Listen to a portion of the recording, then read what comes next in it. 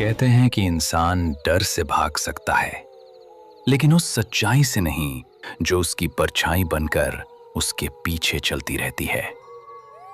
ये कहानी है रामपुर गांव की। एक ऐसा गांव जहां सूरज ढलते ही लोग अपने घरों के दरवाजे बंद कर लेते हैं, जहां रात को कुत्तों का भौंकना भी आम बात नहीं थी, क्योंकि वहां एक ऐसी चीज है जो आवाजों को चुप कर देती है।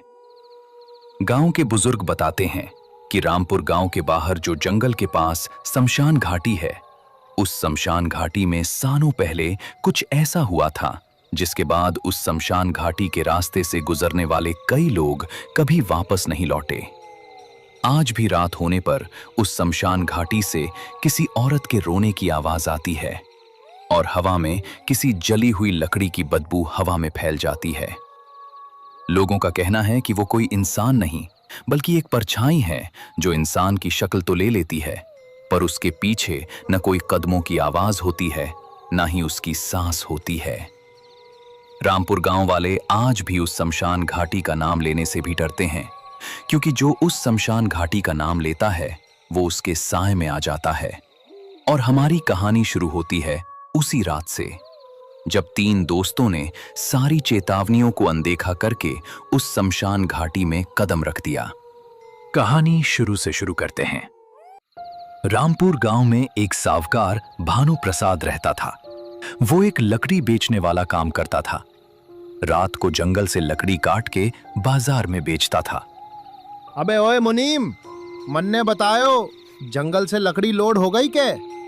अगर हो गई हो तो झटपट ऊन लकड़ी को हमको बाजार बेचने जाना पड़ेगा। गांव के किसी आदमी ने अगर मन ने जंगल से लकड़ी चुराते हुए देख लिया तो थारा खैर नहीं। नहीं मालिक, अभी तक जंगल से लकड़ी लोड नहीं हुई है। थारा मतलब क्या है मुनीम? ये क्या बोल रहा है तू? अभी तक लकड़ी लोड नहीं हुई मुनीम? तू नींद में है क्या? क्यों ना हुई अब तक लकड़ी लोड? जल्दी जवाब दे। मैंने तुझे बताया था कि कल मन ने बाजार लकड़ी पहुंचानी है, फिर भी तन्ने मेरी बात समझ नहीं आई क्या? मालिक, कल रात को गांव के लोगों ने वो जंगल में जो शमशान घाटी है उसके पास किसी की फूट फूट कर रोने की आवाज सुनी। तब से सब कह रहे हैं कि उस शमशान घाटी के पास किसी आदमी का भूत घूमता है। ये बात सुनकर सब मजदूर ने काम पे आना बंद कर दिए। इसी कारण आज गाड़ी में लकड़ी लोड नहीं हुई। अरे हट, ये कैसी फालतू की बातें कर रहा है मुनीम तू? हवेली का भूत, ये सब गप्पे हैं। मन ने इन सब पे जरा भी विश्वास नहीं है। अगर कल तक हमारी लकड़ी बाजार में नहीं पहुंची तो हमारा बड़ा भारी नुकसान हो जाएगा। मुनीम, अब तू ही कोई तगड़ा सा उपाय निकाल। सावकार की ये कड़क बातें सुनकर मुनीम बाबूलाल सोच में पड़ जाता है। उसको कुछ सूझ नहीं रहा था। तभी मुनीम को एक बात याद आई और वो खुद से ही मन में सोचने लगा। हाँ, गांव में जो तीन तगड़े दोस्त हैं, रमेश, सुरेश और मोहन, ये तीनों ये काम कर सकते हैं। ये डरने वाले नहीं हैं। अबे ओए मुनीम, मन ने आंखें गड़ाए क्यों देख रहा है? थारे दिमाग में कोई तरकीब आई क्या? अगर आई हो तो जल्दी बता। अगर मेरा थोड़ा भी नुकसान हुआ तो मैं थारी चमड़ी उधेड़ दूंगा। हाँ मालिक, हमारे दिमाग में एक पक्की तरकीब है। जो अपना लकड़ी लोड होने का रोड़ा है वो तुरंत खत्म हो जाएगा। मन ने जल्दी बता मुनीम, कैसे खत्म होगा ये रोड़ा? मालिक, अपने गांव में जो रमेश, सुरेश और मोहन जो तीन मजबूत दोस्त हैं, वो ये काम कर सकते हैं। अगर आप कहें तो मैं उनको बुला कर ले आऊं? ठीक है मुनीम, तू जल्दी जा और उन तीनों को इसी वक्त हमारे पास लेकर आ जाओ। तभी मुनीम उन तीनों दोस्तों को बुलाने गांव में जाने लगता है। थोड़ी दूर जाने के बाद एक घर के पास ही अलाव जलाकर तीनों दोस्त बैठे हुए थे। तभी वहां मुनीम बाबूलाल आ जाता है। अरे मुनीम जी, आप इतनी रात को यहाँ, कोई जरूरी काम है क्या? जरूरी नहीं रमेश, बहुत जरूरी काम है तुम तीनों से, और ये काम तुम तीनों ही कर सकते हो। अगर तुम लोगों ने ये काम कर दिया तो आज तुम सब की जेब भर जाएगी। सावकार भानुप्रसाद मुसीबत में है। उनको आज बहुत बड़ा नुकसान होने वाला है। अगर तुम लोगों ने उनको इस मुसीबत से बाहर निकाला तो आप लोगों को बहुत पैसा मिलेगा। तुम तीनों अमीर हो जाओगे। मुसीबत तो ठीक है मुनीम जी, पर हमें लगता है कि काम लकड़ी का ही होगा।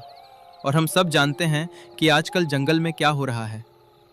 उस जंगल के शमशान घाटी से किसी के रोने चिल्लाने की आवाज़ें आती हैं।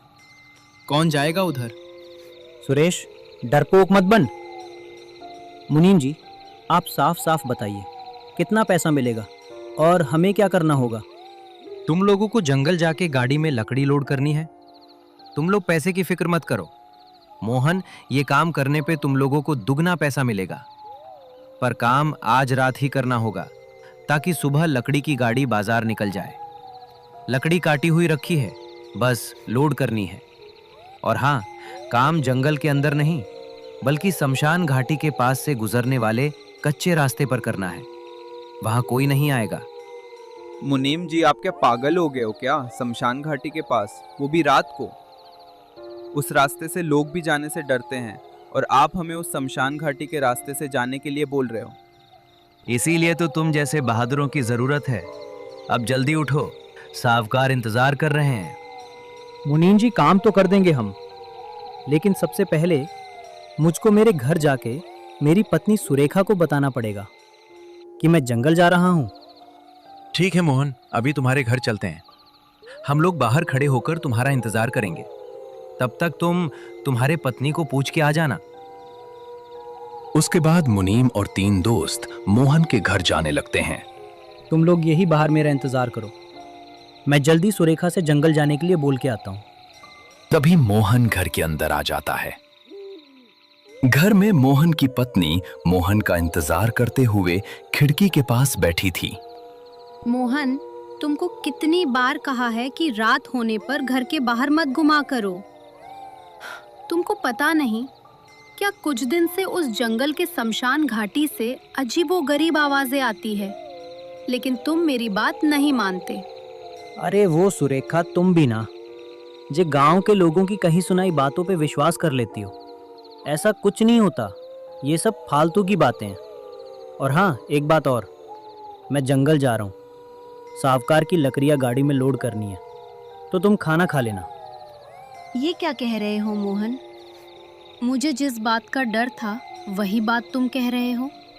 नहीं मोहन, उस जंगल में तुम इस वक्त इतनी रात को और उस जंगल के शमशान घाटी के रास्ते से नहीं। मोहन, आज तुम मेरी बात मान लो, तुम उस जंगल में मत जाओ, तुम्हें मेरी कसम। क्या सुरेखा, तुम भी हर बात पे तुम मुझे अपनी कसम दे के रोक देती हो? ठीक है बाबा, लकड़ी लोड करने जंगल नहीं जाऊंगा। अब तो खुश होना तुम। नहीं, मुझे पता है कि तुम उस जंगल में जाओगे। पहले मेरे से एक वादा करो कि तुम उस शमशान घाटी के जंगल में लकड़ी लोड करने नहीं जाओगे। हाँ सुरेखा, मैं तुमसे वादा करता हूँ कि मैं उस जंगल में लकड़ी लोड करने नहीं जाऊंगा। बस अब तो तुम मेरे पे विश्वास करोगी। अब मुझे जो हमारे घर के बाहर मुनीम और मेरे 2 दोस्त खड़े हैं, उनको बता के आता हूँ कि मैं जंगल नहीं आ रहा हूँ। इतना बोल के मोहन घर के बाहर चला जाता है। बाहर जाते ही मुनीम मोहन से कहता है, अरे क्या हुआ मोहन, तुम्हारे पत्नी ने तुम्हें जंगल जाने के लिए रोका तो नहीं ना? नहीं मुनीम जी, सुरेखा ने मुझे लकड़ी लोड करने जंगल जाने के लिए नहीं रोका। अब चलो जल्दी सावकार के पास जाते हैं। उसके बाद तीनों दोस्त मुनीम के साथ सावकार भानु प्रसाद के पास जाने लगते हैं। मुनीम, रमेश, सुरेश और मोहन को लेकर सावकार के पास आ जाता है। सावकार उन्हें देखते ही रौब झाड़ता है। आ गए तुम तीनों। मुनीम ने मन ने बताया है कि तुम लोग काम के तगड़े आदमी हो। देखो, हमारी लकड़ी जंगल में पड़ी है। मन ने उन पैसों की चिंता नहीं है जो मैं तुमको दूंगा। मन ने तो चिंता इस बात की है कि हमारी इज्जत इस काम के रुकने से कम हो जाएगी।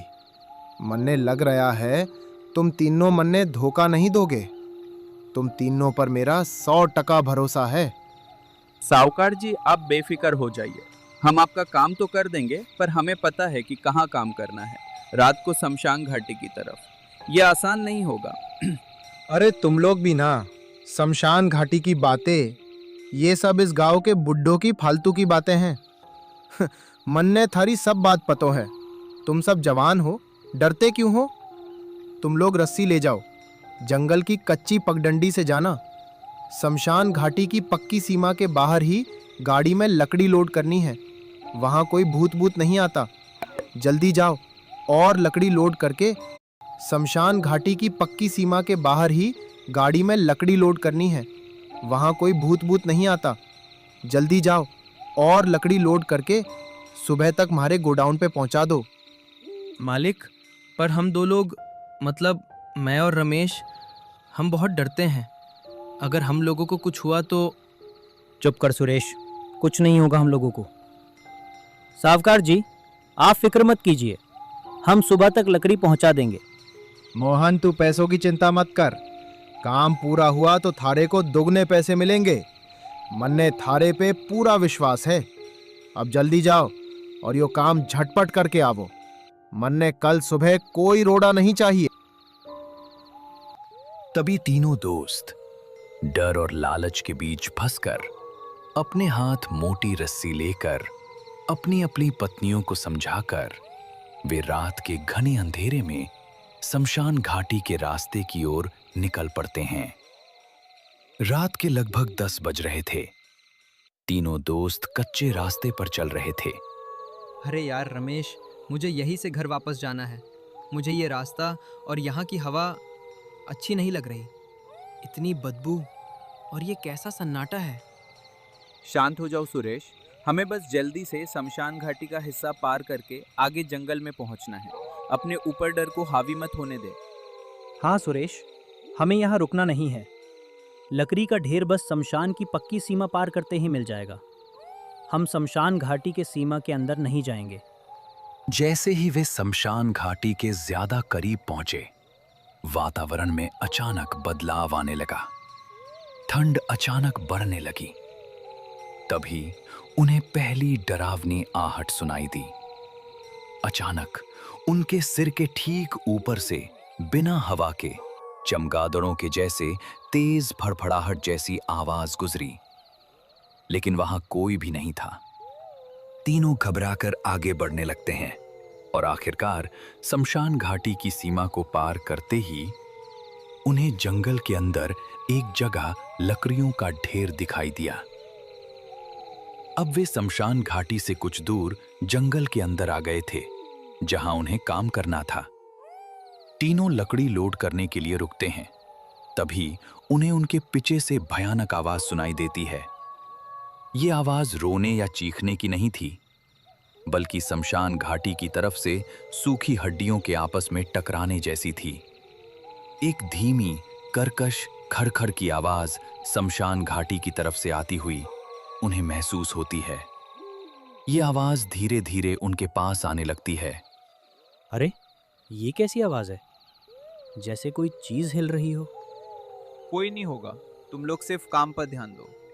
तभी शमशान घाटी की सीमा से मिट्टी के 3 घड़ों के लुढ़कने की आवाज आती है।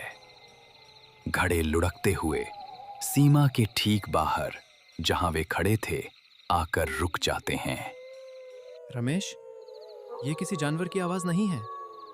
ये तो उस शमशान घाटी में जो चिता जल रही थी, ये उस चिता के मिट्टी के घड़े की आवाज़ है। ये हमें बुला रहे हैं। हमें जल्दी यहाँ से वापस जाना चाहिए। चुप कर सुरेश, हमें यहीं रुकना होगा। काम पूरा करना होगा। अगर हमने ये सभी लकड़ी गाड़ी में लोड नहीं की तो साहूकार हमें छोड़ेगा नहीं। वे जानते हैं कि वे जितना डरेंगे, शमशान घाटी का साया उतना ही मजबूत होता जाएगा।